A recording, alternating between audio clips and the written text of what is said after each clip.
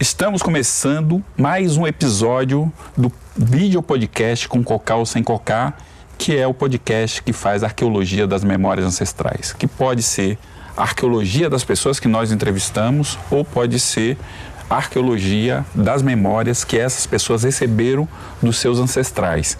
E nós vamos hoje conversar com a Luana Silva. E antes de conversar com a Luana Silva, eu queria trazer aqui uma reflexão da Márcia Cambeba. Toda vez que uma mulher indígena é discriminada, destituída de direitos, estuprada, morta, nos é rememorado a dor de ser pega no laço, pois remete a todo e qualquer tipo de violência no corpo e na alma, mesmo nesse tempo vivido, e só o respeito e a união nos ajudarão a assegurar o céu da nossa existência. Márcia Cambeba.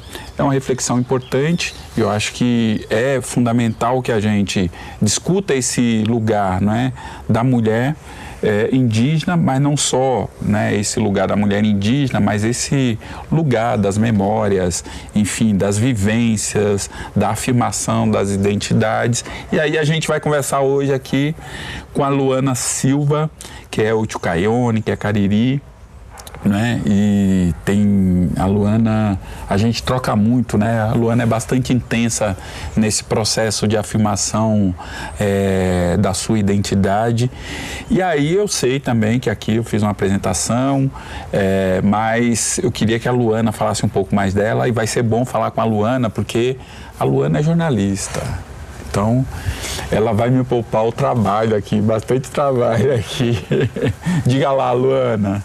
Pronto, obrigada, Giva, pelo convite. Eu acho que o jornalista ele acha sempre mais difícil falar dele do que falar de outras coisas.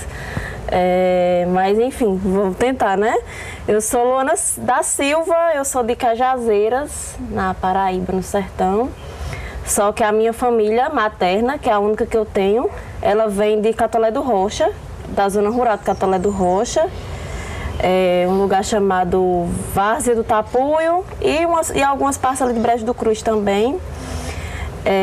Mas eu nasci, me criei em Cajazeiras e vim para a capital quando eu vim fazer jornalismo. E aí eu fiquei. Muito bem, Luana. Queria que você falasse um pouco aí dessa história, desses percursos aí, desses deslocamentos, né, das suas famílias, né? Uma que fica uma que vai para Cajazeira, outra que fica lá em Catolé do Rocha, e aí você, durante um tempo, você perde esse vínculo, tem uma distância, e depois você passa a estabelecer uma relação mais intensa com eles, né? Mas eu queria que você falasse um pouco desses processos, Luana. Assim, a minha família, ela sempre andou muito, muito mesmo, assim. Tenho primos que estão em São Paulo, minha mãe mesmo, ela morou em São Paulo por algum tempo, trabalhou em fábrica, em casa de família. E aí tem essa parte que ficou lá em Catolé do Rocha, que são meus primos, e a outra parte vai para Cajazeiras. Eu criança, a gente sempre ia para Catolé do Rocha, para esse sítio, onde minha família mora. Só que aí eu acho que da adolescência até a fase adulta, até porque eu vim para João Pessoa, eu perdi um pouco essa frequência de ir. Aí eu fui o ano passado novamente. Mas aí é isso, assim, é uma família que parte, enfim, se espalhou, né? Eu tenho um tio em Fortaleza, tenho um tio primos em São Paulo, minha mãe foi para São Paulo, voltou. E teve essa parte, no caso minha mãe, minha avó e minha bisavó, que foram para Cajazeiras, em 59. E por lá ficaram, e foi lá onde eu nasci. Então, sabe tem umas coisas assim bastante curiosas, né, Luana, que faz parte assim do apagamento, né? E a gente conversou isso já algumas vezes, né?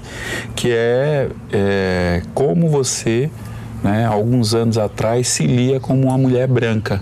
Porque, por exemplo, para nós indígenas, quando a gente vê uma outra indígena, a gente identifica, faz, né, a leitura sobre aquela pessoa. Muito embora a gente também saiba, né, que muita gente tem, né, a identidade apagada, mesmo com o fenótipo, mesmo com a família e tudo mais, tem uma negação. Mas eu acho interessante como você, algumas vezes, você me falava disso, e eu falava, Luana, né, para mim é difícil concordar com isso, porque eu tenho uma outra leitura sobre você, né? Queria que você falasse um pouco desse lugar, sabe, Luana? Porque a gente está precisando falar desse lugar, não é? Sim. A família do meu genitor, que eu conheci, né? Eu não fui registrada, mas eu conheci. Eles são brancos e eles têm fazendas, têm algumas posses lá em Cajazeiras, né? E acho que no Ceará também. E eu não fui registrada. E aí, como eu escutava muito falar sobre eles, eu cresci com esse imaginário na minha cabeça, assim, de que você é diferente da sua família, você é diferente. E aí, tipo... Só que aí eu não tive muito contato com essa família. Eu fui criada pela minha avó, pela minha bisavó, que, enfim, eu até brinco assim, conversando assim com as memórias, né, que lá onde a minha família vive até hoje, em Cajazeiras, é bairro dos Remédios, é uma das favelas de Cajazeiras. Só que é uma favela meio rural, assim. Então eu cresci correndo no meio das vacas, mas sei lá, meu vizinho estava escutando Edson Gomes, ou escutando Racionais. E aí eu cresci com essa família, que foi a única família a única que eu tenho. E aí desde sempre assim eu tinha a consciência assim, não, eu não cresci em uma família branca. E a parte de uma família branca que eu tenho, que seria a do meu genitor, eu não fui sequer registrada, né? Não tenho. Meu nome é só da Silva mesmo, por causa da minha mãe. Mas e essa leitura que você fazia de você mesma até recentemente, poucos anos atrás? Porque quando você vem pra cá, enfim, são até assuntos complicados, né, pra você abordar, assim. Sim. Que quando a gente vem pra cá, existem algumas leituras que tratam como se o Brasil só tivesse pessoas pretas e pessoas brancas. E aí tem um grande bolo ali, tipo, minha mãe, minhas tias e tal. E até eu mesma, assim. E aí eu acho que a gente tinha um certo receio, assim, sabe, Giva? De entrar onde não lhe cabe. Só que você já não está em um mundo que lhe cabe de forma nenhuma. Sim, sim. Aí você fica assim. Porque, por exemplo, né, fico pensando um pouco, né, no que aconteceu com a família de vocês, né? Porque tem aí uma ação, né, de eugenia, né? Porque também se ler branco faz parte disso, né? Porque a gente ouvia várias famílias, eu escutei na minha família, não tanto, mas eu escutei na minha família, né? Que tinha que casar com uma pessoa branca para melhorar a raça, né? Era exatamente isso que se falava. Porque essa é uma ideia assimilacionista, é uma ideia eugenista, né? Sim. Que né, a gente entender que existe uma raça superior e a gente só vai alcançar esse lugar quando a gente deixar de ser, né? Isso é muito importante, né? A gente pensar sobre isso, né? E o próprio etnocídio, né? Que é a negação, né, de quem você é. A gente nega, né? Muita gente, muitos de nós nega esse lugar, né? Que é um lugar que é uma negação dolorosa, porque a gente também vai também entendendo que a gente não cabe em alguns lugares. Nunca consegue. Eu estava até conversando com Raquel Cariri esses dias, que ela foi lá em casa, né? E a gente conversando o quanto nossa intelectualidade, o nosso talento é colocado em xeque, assim, porque por mais que a gente se tente ao máximo, assim, se adequar, não tem, parece uma coisa, assim, não tem. Mas, então, isso é uma questão importante também que você fala, né? A gente acompanhando as matérias dos jornais, nacionalmente, né? Não local.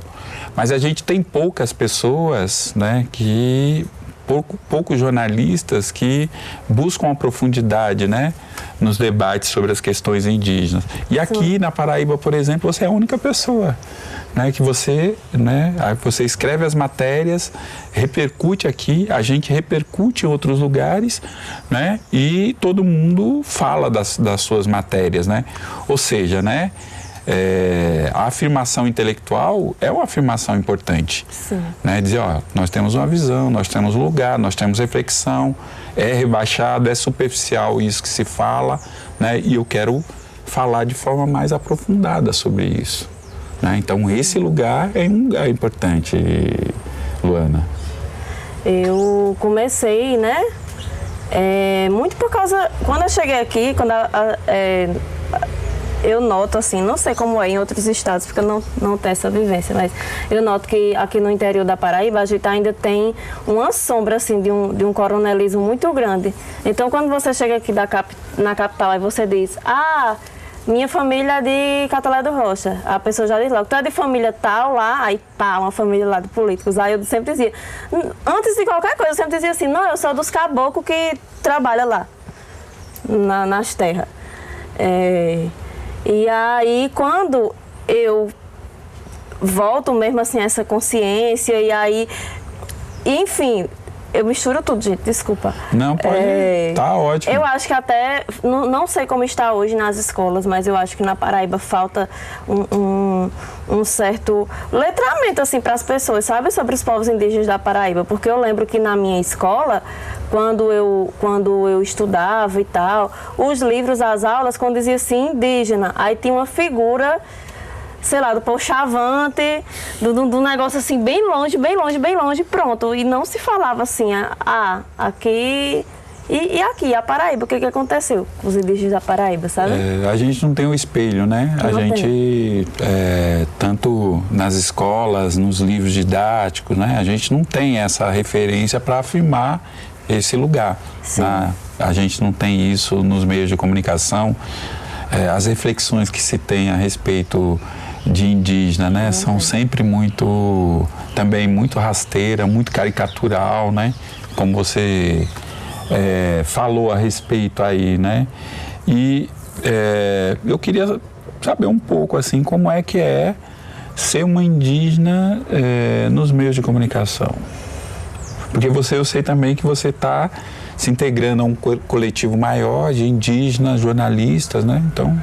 Isso. A gente, né, discute enquanto a Brinjó, assim, pretendemos fazer um manual de redação, porque infelizmente a gente ainda vê, né, muitos estereótipos acerca dos povos indígenas. Eu sei que, obviamente, na correria, assim, das redações nem sempre é possível fazer, mas eu espero que a profissão, enfim, a comunicação no geral caminhe da melhor forma, assim, né? E eu acho que uma das formas de fazer isso são as pessoas indígenas ocupando mesmo, né? Como esse produto seu, desse videocast e tudo mais. O pessoal da Brinjó também, que é a Articulação de Indígenas Jornalistas, para que essas discussões elas sejam ampliadas. Sim, é interessante. Eu também tenho esse processo, né?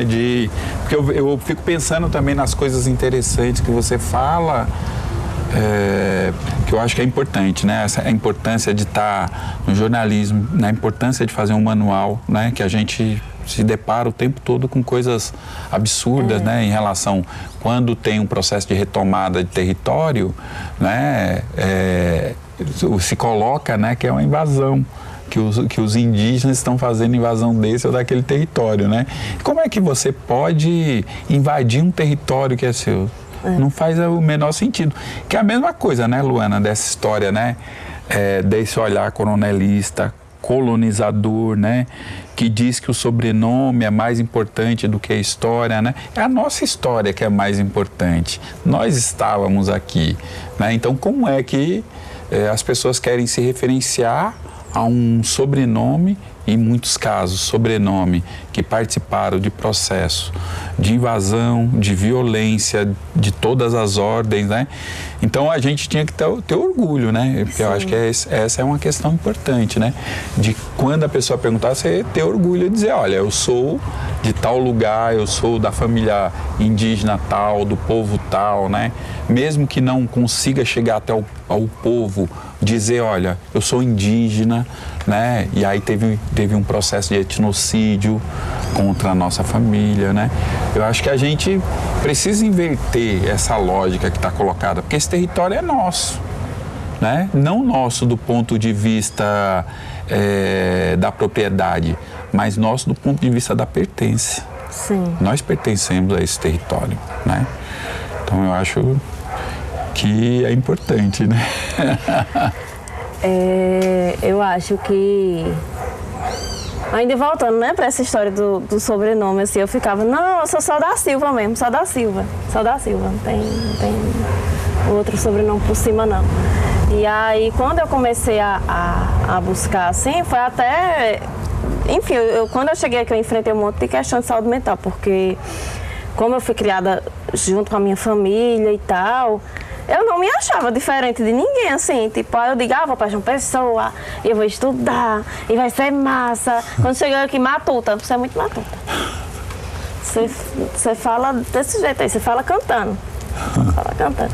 Aí eu ficava meio assim, tipo, aí enfim, aí quando eu fiquei bem mal por muito tempo, assim, aqui, quase ia para casa, inclusive, sem terminar o curso.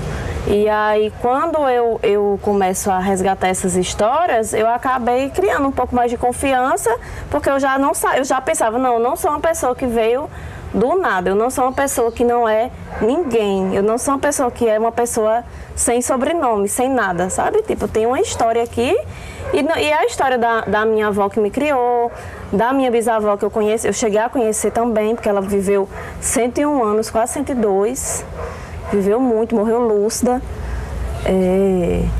Então são essas histórias, né, que a gente vai resgatando e acaba se fortalecendo também com elas.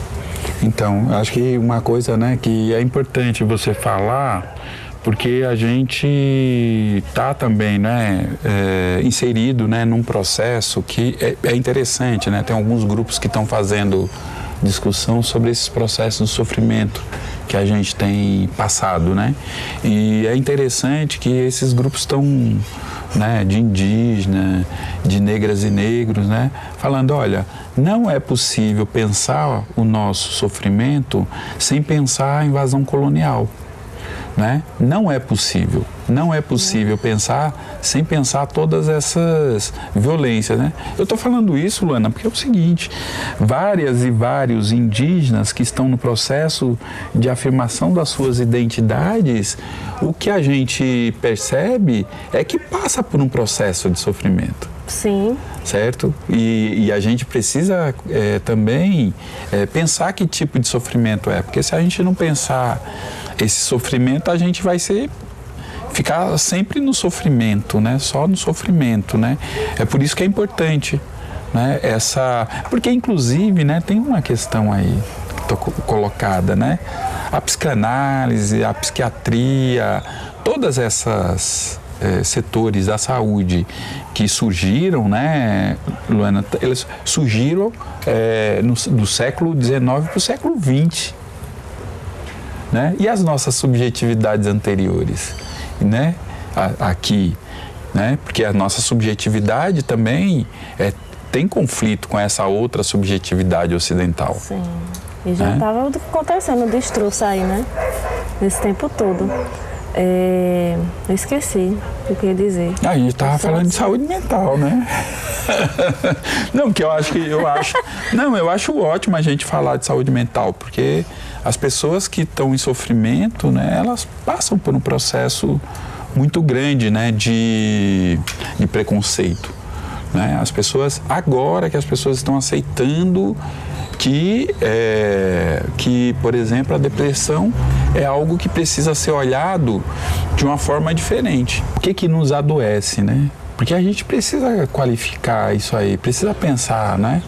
Porque essas doenças são doenças novas, né? A depressão é uma doença nova, né? Alguns pensadores da saúde mental, né, falam que é o mal do século, enfim, mas não é só esse, né? Tem uma série de outras doenças, né?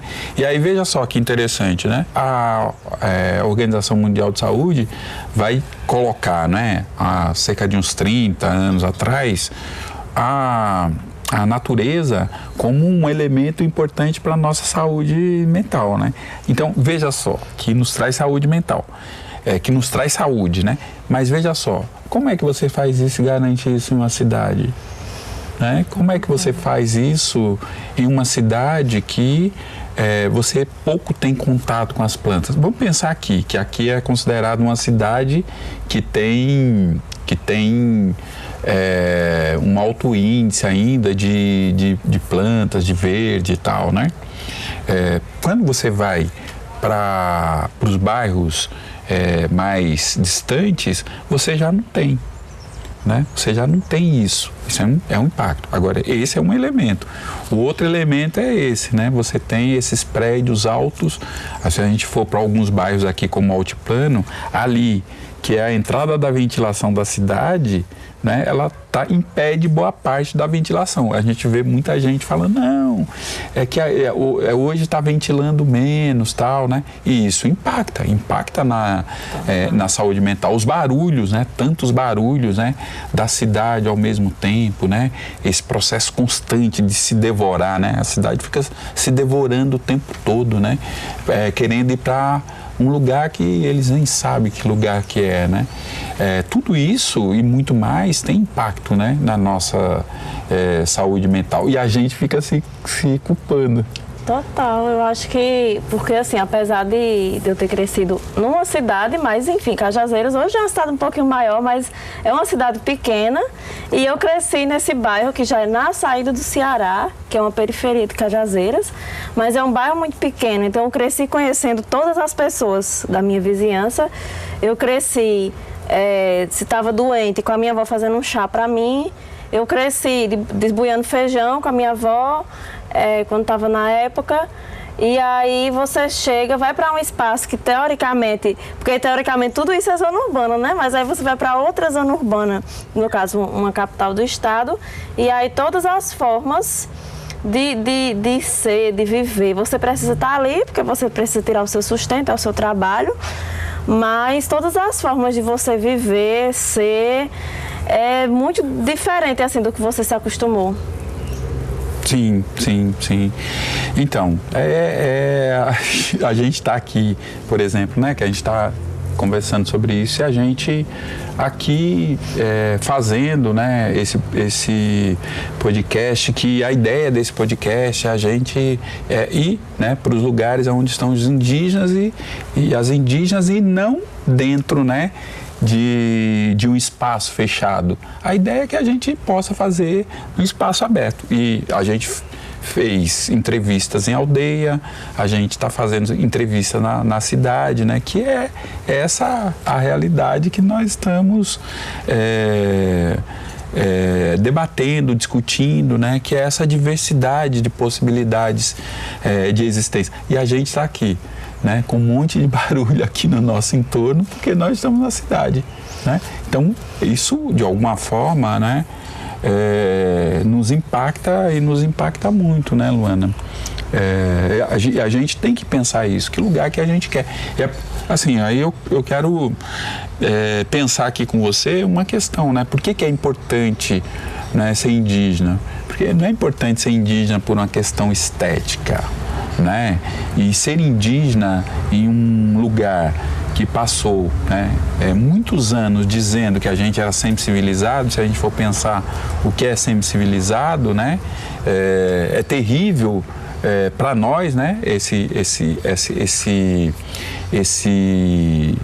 massacre. Portanto, a nossa situação não é uma situação boa quando a gente afirma a nossa identidade. Não é uma situação boa. É uma situação extremamente difícil. Mas o fato, né, da gente entender e compreender a nossa ancestralidade, a nossa identidade, tem um outro elemento, que é esse elemento de relação, né, do ser humano com a natureza. Porque, vê, esse mundo aqui, o barulho que a gente está escutando, né, esse mundo rompeu a relação com a natureza, deixou de escutar, né, se dá uma importância que não tem, né, como o Krenak fala, né, nós temos essa importância toda. Nós que nos demos uma importância, né, que não faz muito sentido para o universo, né, não faz muito sentido para o planeta, não faz muito sentido, né, mas a gente acha que a gente tem uma importância superior da que a gente realmente tem, né, de importância, né?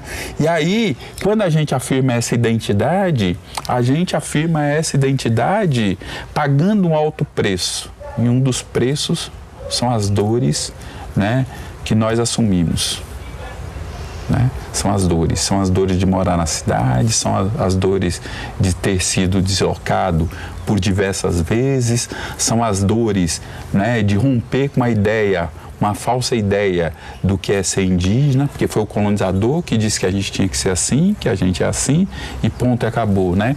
E um tanto de outras violências, porque a gente herda, né, todas as violências que as nossas e os nossos sofreram, né? Então, não é algo fácil, né, ser indígena, não é algo fácil assumir a identidade, afirmar a identidade indígena, né? Muito diferente do que muita gente acabou, né, considerando, né, a respeito, né, dos indígenas e das indígenas, né? Um grande equívoco, né? A gente vive nesse equívoco e a gente precisa desconstruir esse equívoco. Sim. A nossa tarefa, né, a tarefa dessa geração, né, é desconstruir um lugar equivocado que construíram para nós. Sim. A minha avó, eu lembro muito disso, ela morreu dizendo: quero voltar para a Vaz do Tapuia, quero voltar para a Vaz do Tapuia, quero voltar para a Vaz do Tapuia. Vou deixar vocês tudinho aqui, vou me embora para a Vaz do Tapuia. E ela morreu dizendo isso, e aí hoje em dia eu sei que ela tinha um saudosismo, mesmo em Cajazeiras, que não é nem tão diferente assim, mas ela já tinha um saudosismo de estar lá onde ela cresceu, assim, com as coisas dela, sabe? Sim. E aí hoje minha avó já é falecida, mas eu converso muito com a minha tia, e ela tem me trazido, assim, muitas memórias, né, dela. Você sabe que é interessante, né, a gente pensar nessa coisa do saudosismo, né? Tem olhar a respeito do saudosismo, quer dizer, olha, a gente não tem que ter saudades, né, de um determinado tempo, né? E aí, eu acho que a gente tem que pensar, né, mas que tempo é esse que você está falando, né? Por exemplo, pensar na minha infância, porque você está falando da sua infância. Eu vivi em uma região sempre de transição campo-cidade, né? E que eu me sentia, enquanto criança, muito acolhido pela minha comunidade, percebe? Que era uma outra dinâmica, uma outra relação, né? E aí eu fico pensando nas crianças de hoje. As crianças estão nos prédios aí e a ideia é a ideia da proteção, né? Vai estar protegido aqui nesse prédio. Só que aí você tem uma superficialização de espaços de autonomia para essa criança. Tem um escorregador dentro do condomínio, mas até que horas que essa criança pode ficar nesse escorregador? Pode gritar? Pode ser livre? Pode ser criança? Sabe? Então, como é que eu não posso querer estar ou voltar para um lugar que a minha autonomia, que me possibilite, né, me desenvolver plenamente, né, porque eu vou ser autônomo, vou descobrir, né, as plantas, vou descobrir os animais, e me sinto seguro, porque o meu grupo, né, a minha aldeia está cuidando de mim. Como é que eu não posso ter saudade disso? Sim. Né? E, infelizmente, a gente olha para as crianças e fala: putz, não vai ter isso. Não tem. Não vai ter isso, entende? É um complicador. Eu acho que então a gente vai para o segundo bloco, né? E daqui a pouco a gente vai voltar aí com as outras memórias que você não nos trouxe. Então, até daqui a pouquinho.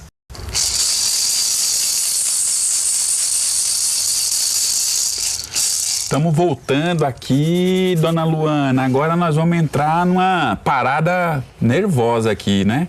Primeiro eu queria também falar aqui, né, desses dois painéis aqui, dessas duas figuras importantes, né? Duas figuras que têm um significado importantíssimo para o movimento indígena, né? Um é o Cacique Chicão. Cacique Chicão era chamado Cacique do Povo, porque foi o povo chucuru que elegeu o Cacique Chicão. Porque é interessante a gente pensar nisso, né? Porque tinha os chamados Cacique da FUNAI. Aí esse Cacique da FUNAI não atendia os interesses do povo. E aí o povo, o Chicão, pela sua liderança, elege ele como cacique, né? Então ele é conhecido como Cacique do Povo. E o Chicão, ele faz, pouco tempo antes, ele faz uma previsão de que iria morrer, né? Ele andava sempre com muitos guerreiros, né, em torno dele, e num dia ele ia visitar a mãe ou a irmã, e aí ele sofreu uma emboscada e foi morto, porque ele tinha um enfrentamento com os latifundiários ali na região. E a nega Pataxó, que, né, foi assassinada numa das lutas ali do sul da Bahia, né? O povo Pataxó é um dos povos, né, que sofrem mais violência ali no sul da Bahia, né, junto com os Tupinambás. E aí, numa das ações de um grupo aí que eu não vou falar o nome, né, esse grupo atacou, né, o povo Pataxó e outros grupos que estavam ali em solidariedade à luta, e a nega, ela foi assassinada, né, ela se jogou para não, o irmão dela também, que é uma liderança importante, não ser morta. E aí a nega deu sua vida pela luta indígena, né? Então é importante a gente lembrar as nossas e os nossos e falar a motivação que a gente, né, celebra, né, a existência dos nossos que agora são encantadas e encantados, né? Mas falando dessa memória de luta, né, que é muito importante, né, falar dessa memória de luta. E a nossa memória de luta pode não estar em nós também, pode estar em outros, mas a nossa vida, a nossa existência, como eu falei antes, né, Luana, já é uma luta, né? E aí eu queria saber de você. Fala aí, como é que foi essa coisa de dizer, ei, não sou branca não, eu sou indígena, fala aí. Primeiro foi conversando com a minha família, né? O pessoal lá de casa sempre se dizia assim, não, nós é caboclo, a gente é caboclo. Só que aí tem muita coisa também que não se fala, né? Vive, mas não se fala. Eu cresci com essa minha bisavó, quando ela chega em 58, 59, pelo que minha mãe conta assim, em Cajazeiras, nesse bairro dos Remédios. E aí eu lembro que quando minha bisavó morreu, ela tinha 101 anos, eu tinha de 7 para 8. E eu lembro que no enterro dela chegava muita gente dizendo assim, eu só tô vivo porque Bastiana ou fez o parto, ou rezou, porque ela fazia parto, remédio, parteira, pegava, bezadeira também. Rezadeira, fui rezada por ela ainda. Bezedeira, né? Rezadeira, bezedeira. Fui rezada por ela ainda muitas vezes. E aí tinha essa figura. Aí minha bisavó, eu lembro como se fosse hoje, assim, ela tinha esse hábito de jantar, tomar banho, jantar e ir pra calçada fumar o cachimbo. No último dia de vida dela, ela fez a mesma coisa. Tomou banho, jantou, fumou cachimbo, foi dormir, morreu dormindo. 102 anos. 101, quase 102. Ela era de janeiro também. Ela é do dia 1 ao dia 2 de janeiro. E aí, enfim, eu cresci com essa família, com essas práticas, né? Aí hoje em dia eu entendo que a função que ela teve no bairro, Dona Bastiana ou Mãe Joca, o povo chamava ela de Mãe Bastiana ou Mãe Joca, né? Ela foi, de certa forma, uma magé numa periferia que naquele tempo não tinha nem SUS ainda, né? Eram as casas de misericórdia, 1958, no Brasil, assim. E aí a minha família ali sai de Catolé, minha bisavó, minha avó, os filhos da minha avó e os irmãos de minha avó também, os filhos deles. E aí essa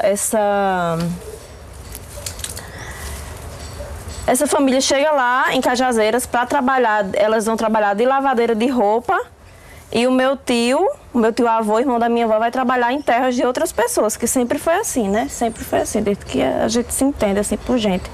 E aí eu acho que, aí ela continuou rezando, fazendo as práticas dela, minha bisavó, quando eu nasci ela já não fazia mais, que ela já estava velhinha, mas minha tia que cresceu com ela, né? Conta que ela fazia varanda de rede, de linha assim, tem aquele negocinho, né, de varanda, esqueci como é que chama, e fazia peças de barro também. E aí mesmo quando ela sai de Catolé, que ela chega lá, ela continua fazendo essas coisas, mas aí muita coisa não deixava de se falar, sabe? E aí hoje em dia eu entendo que talvez a galera tivesse algum receio assim de sofrer mais do que já sofriam, né? De sofrer mais do que já sofriam.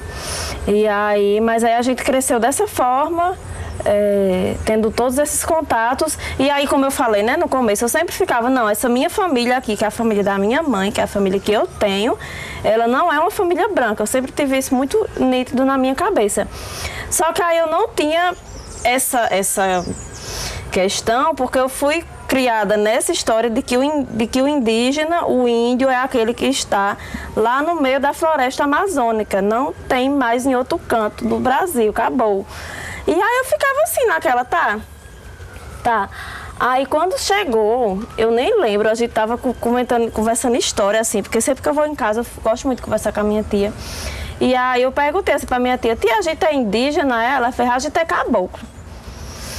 Aí ela e meu outro primo mais velho da minha mãe, que conviveu muito com a minha bisavó também, começou a contar, né? Não, porque os não sei se são os pais da minha bisavó, eles viviam no mato, tiveram que ensinar eles a viver que nem gente. É essa narrativa, sabe? E aí eu fiquei, pode crer. Só que aí eles vão para as fazendas, né? Sai das serras, do meio das serras do Catolé, Brejo do Cruz. Tem esse meu tataravô, que ele vem do Crato e casa com essa minha tataravó, que é de Brejo do Cruz, só que aí lá eles constroem família. E lá eles vivem trabalhando nas fazendas, só que nessa situação assim, de muita pobreza, são batizados na igreja católica, tanto que a minha bisavó ela era rezadeira católica, né? Sim. Devota das almas, tinha as coisas dela lá e católica. E aí parte, vai para Cajazeiras e aí começa assim, parte se espalhando, mas aí no caso dela e desse meu núcleo, assim, a gente cresceu com muita coisa que hoje em dia eu sei que são costumes indígenas, a gente só não sabia nomear o que era. Sim. Sabe? Ou talvez sabia, mas os mais velhos evitavam assim falar, tanto que quando você pergunta, eles contam. Sim. E é interessante, né? E quando é que foi esse momento que você falou, opa, tem alguma coisa muito errada? Porque uma coisa é você ter as práticas, naturalizar, todos nós, né? Sim. Temos, né? Nas nossas famílias, né? Quem é indígena, né? Naturalizar. A gente tem essa naturalização, né? Tem uma coisa, né? Que em conversa com... Hoje, né? Já tem uma discussão melhor sobre isso, né? Que assim, a gente é muito sensitivo, né? Sente muitas situações, muito né? Sofrimento, muito sofrimento. Então, você tem um conjunto de questões, né? Que estão no cotidiano, só que como está apagado, você está ali... Então, tudo bem, é isso mesmo, né? Eu faço parte dessa cultura ocidental, tal, mas e no momento que você falou, opa, tem algo muito errado aqui? Eu acho que foi quando eu comecei a ter mais contato com a minha mediunidade, com a minha espiritualidade, que aí eu fui resgatando, assim, essas histórias. E aí eu sempre falava, não, a gente é dos caboclos, lá de Catolé do Rocha, lá do Pé da Serra. Aí eu tinha contato com outras pessoas, com outros parentes que são de retomada também, já conheci outras pessoas, e eu ficava, mas rapaz, o que é isso? Como assim? É possível uma pessoa, hoje em dia, ela ser indígena, sem ela estar no meio da floresta amazônica, isolada? Se ela ter, sabe? Sem estar nesse contraste, aí eu ficava perguntando assim, conversando.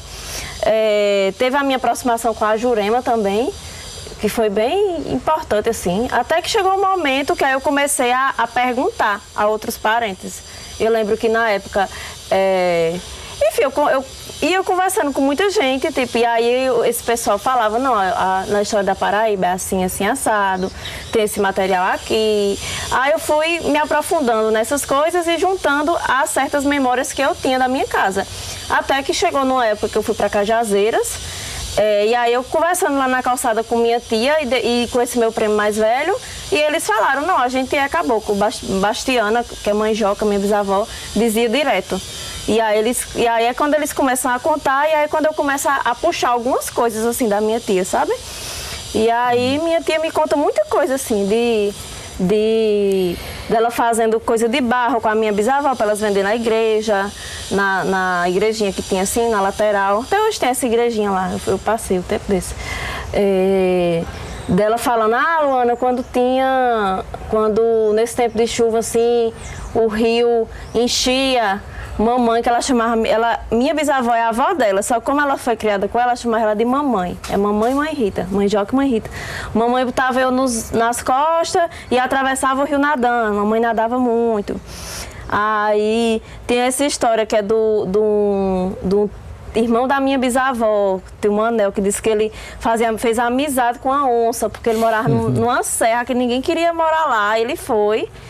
E aí essa onça, ele lá na agricultura, a onça chegou e ficou assim, sabe? Tipo, ele não amarrava a onça, nada. Enfim, acho que nem se amarra uma onça, deve ser muito difícil. Mas aí ela ficava lá, e aí minha tia conta que quando chegava na cancela para visitar ele, dizia, tio, tu já onça. Aí ele vinha buscar ela. Aí, enfim, a partir dessas coisas eu fui puxando, sabe?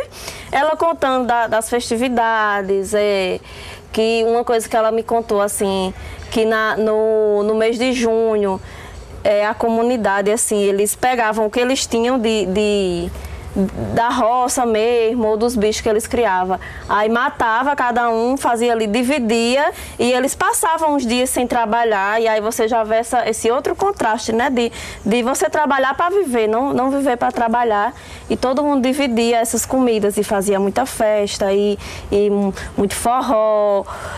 Aí, a partir dessa pergunta que eu fiz para minha tia, veio esse negócio na minha cabeça, fiquei com aquela pulga, fui conversar com outras pessoas que eu já conhecia, assim, que eu já acompanhava.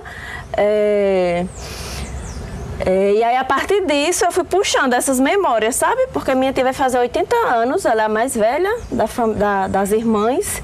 E só que aí ela foi criada com a minha bisavó, então ela lembra de muita coisa, porque minha mãe já não lembra tanto, porque quando minha mãe saiu de Catolé, mãe tinha 5 anos só. Sim. Então ela não lembra de muito, apesar de mãe ter muita coisa herdada, assim como eu, né? Principalmente esse cuidado com as ervas, essas coisas de espiritualidade, essa proximidade mesmo de ser matuto com a natureza e tal, mas mãe não lembra de muita coisa. Mas aí tia Lourdes lembra, aí eu tenho conversado muito com ela, assim. Tem altas histórias que ela conta. É muito interessante, né? Porque, assim, pensando, né, como se cruzam, né, as histórias, né? Elas vão... essas histórias que foram massacradas, né? Elas se cruzam muito, né? Muita coisa que você fala, né? Dessa coisa da divisa, da partilha, né? Meu avô... quando matavam a criação, partilhava com todos, né, da comunidade, a farinha, né, a farinha era algo que, a casa de farinha unia muito, né, a gente estava na casa de farinha, as crianças ali, uma faquinha ali, limpando a macaxeira, mas comendo ali aqueles bolinhos que saía dali, daquelas pedras, né?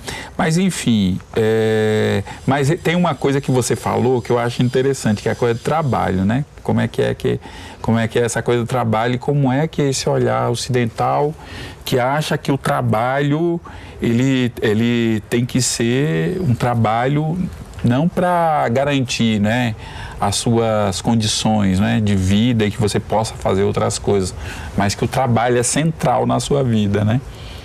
Eu lembro de uma história de um cacique Guarani Kaiowá. A gente foi algumas vezes lá, né, no Mato Grosso do Sul, e aí ele contou a história uma vez para nós de um jornalista que foi visitar eles lá, né, e o jornalista ficou alguns dias, né, 1 dia, 2 dias, né, 3 dias, ia ficar mais dias.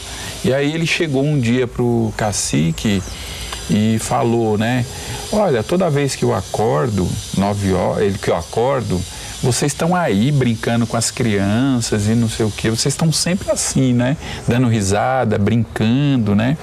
E aí o cacique falou para ele, escute, que horas que você acorda?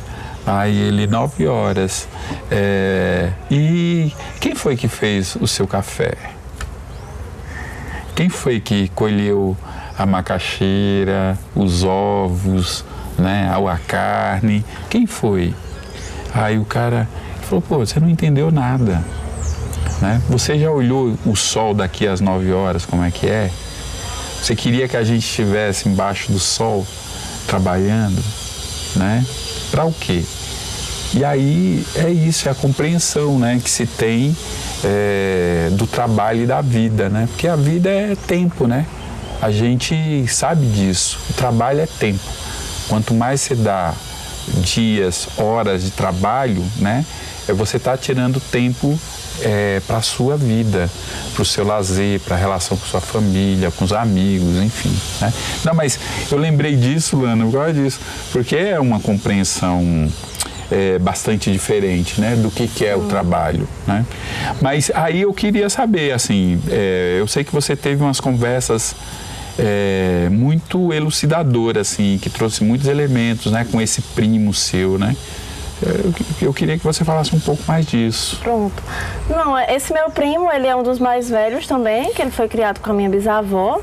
E aí, enfim, ele é muito engraçado. Aí quando eu perguntei, fui falar com ele, ele fez: oxe, tu não sabia não? Não basta, mamãe dizia direto. Aí, enfim, tem até um áudio dele: não, Luana Maria, que ele chamou Luana Maria. Foi porque os avós, são os pais da minha bisavó, ele não sabe ao certo delimitar, assim. Vivia no mato, era índio, vivia no mato. Aí pegaram eles e eles tiveram que aprender a viver que nem gente no meio do povo, porque eles não sabia não. E aí você vê assim, né, que muitas de certas tradições foi passado para minha bisavó e ela acabou mantendo. E assim, né, por exemplo, quando ela morreu, ela já estava muito velhinha, então essa parte do artesanato ela não passou para ninguém, assim. Minha tia até conta, Luana, eu ainda fazia quando era criança, mas acho que eu já esqueci como era. Muita coisa, né, Luana? Muita coisa vai se perdendo. Minha avó fazia esteira, meu avô, né? Eles faziam esteira, assim. E a gente acompanhava ali, estava ali, né? Tia contou, lembrei agora, que elas faziam arupemba também. Arupemba, esteira, outras coisas, né? Que a gente vai também tendo uma memória que a gente tem uma memória que é seletiva e ao mesmo tempo a gente precisa, né, estimular essa memória, né? Total, até porque assim, não é uma coisa que eu ficava sempre pensando, ainda puxando. Quando você vê essas famílias tradicionais da Paraíba, o povo sabe, eu sou 200 anos depois, eu sou de família tal, mas aí a gente não pode ter o direito a essa memória, sabe? Vai dizer, não, a minha família é indígena, a minha família estava aqui antes. Eu não sei se eu contei isso aqui em algum episódio, eu não lembro, né? Mas foi interessante que um amigo, uma pessoa querida, que eu gosto dele e tudo mais, né? E ele me falando de quantas gerações, né? Ele estava pesquisando e estava conseguindo chegar, né?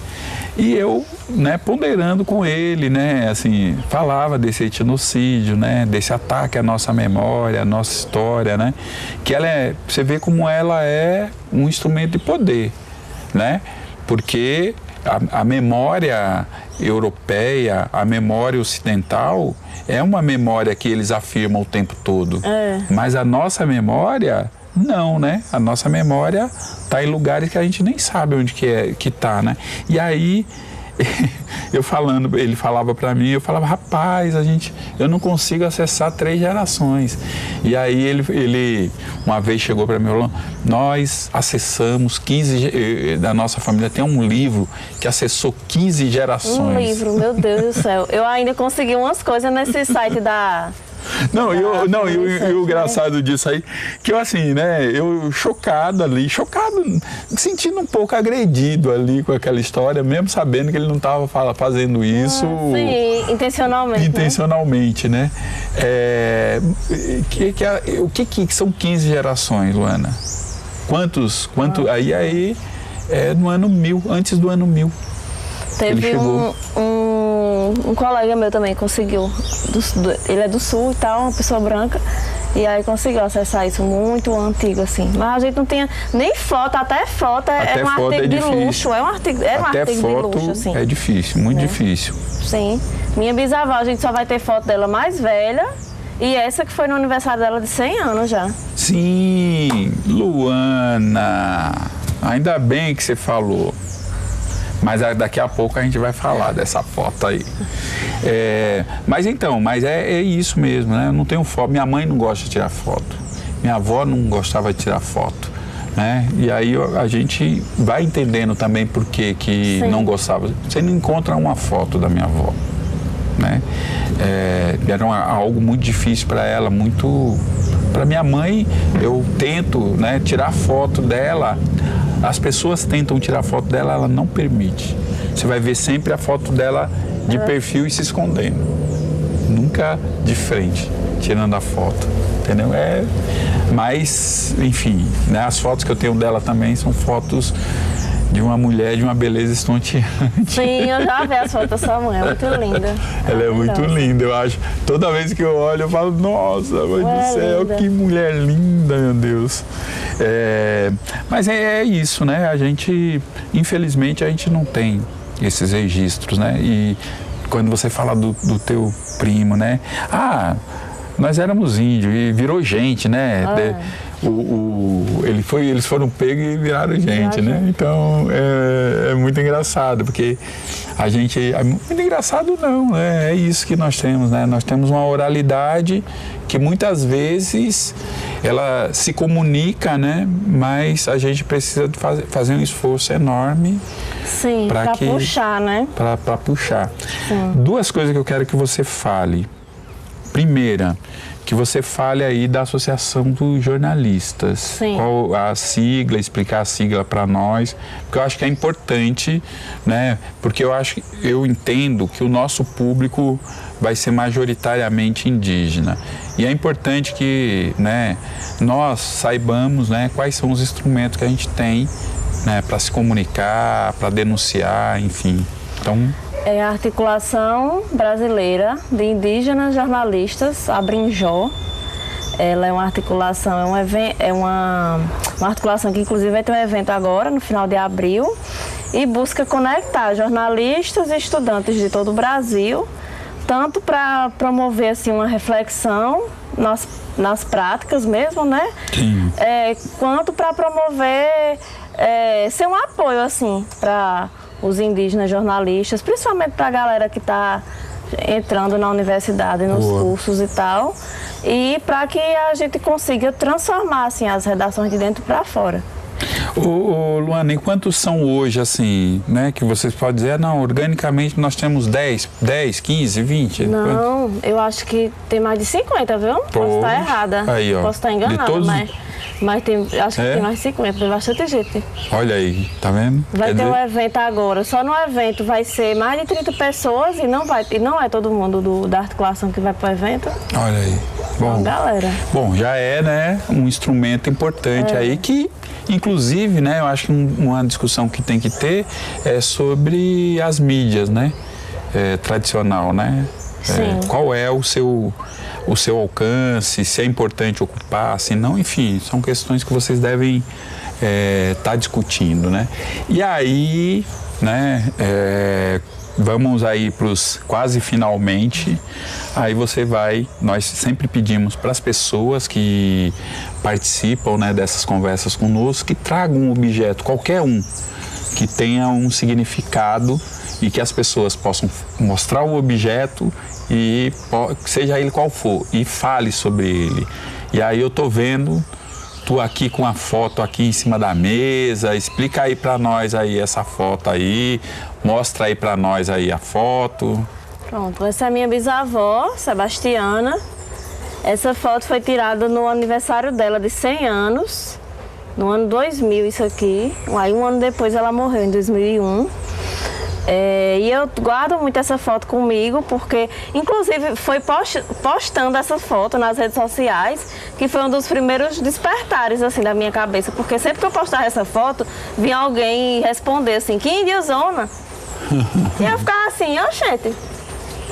Aí, mas isso bem lá nas antigas, sabe? E aí é uma foto que eu gosto muito, porque, enfim, a minha bisavó também, ela parece muito com a minha mãe.